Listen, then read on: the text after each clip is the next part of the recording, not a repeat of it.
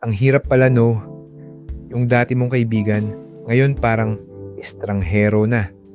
Walang away, walang sigawan, walang closure. Pero napansin mo na lang, hindi na kayo gaya ng dati. Yung tipong dati, ikaw unang tinatawagan. Ngayon, hindi ka nakasali sa kwento nila.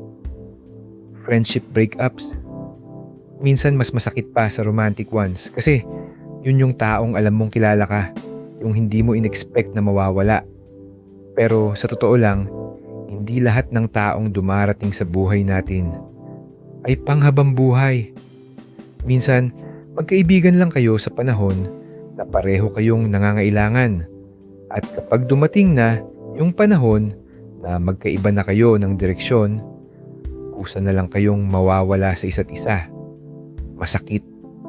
Pero baka kailangan nating matutunang tanggapin na hindi lahat ng nawala kailangang habulin at hindi lahat ng katahimikan kailangang sirain. Kung may kaibigan kang nawala ng walang paalam, sana maging okay siya. At sana maging okay ka rin. Comment mo sa baba.